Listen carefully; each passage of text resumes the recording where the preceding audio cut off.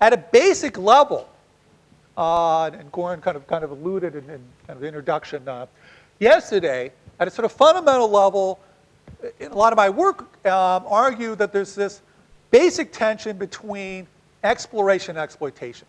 So how do I live to see the next day?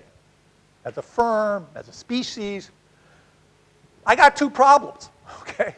I have to eat enough today to live tomorrow, and I'm in this ever-changing world, so I have to be able to do new tricks when tomorrow comes. Because there's bigger, meaner-looking species around, there's new competitive challenge and new technologies in the marketplace. And somehow I have to kind of do these two things, right?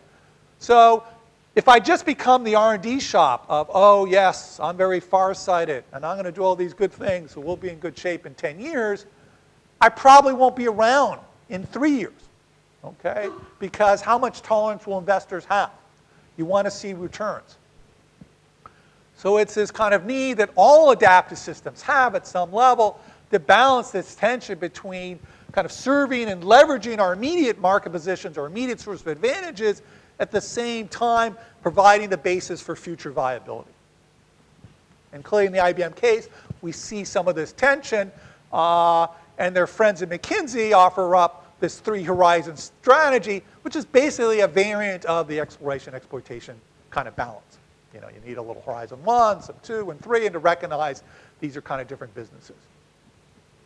All right. So this is our sort of yin and yang that all entities need to manage.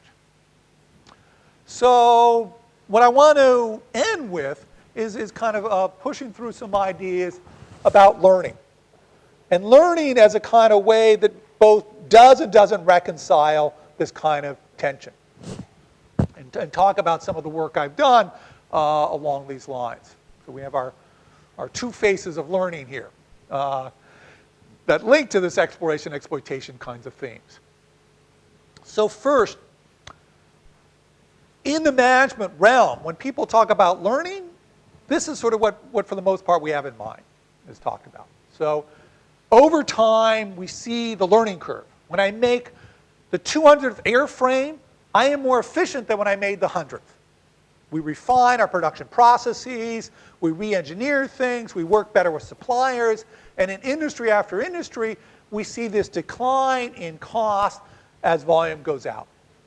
And in a lot of industries, this is absolutely critical, particularly in things like semiconductors, a lot of manufacturing industries, really quite central, right?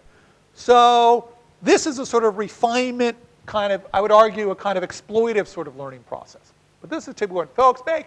And, you know, if you're an operations management person, you know, this is really important stuff. And we see this is a distribution over a large sample of industries, but basically what's the slope of that curve? Some folks move really fast, some not so fast. And that difference can be a really important source of advantage.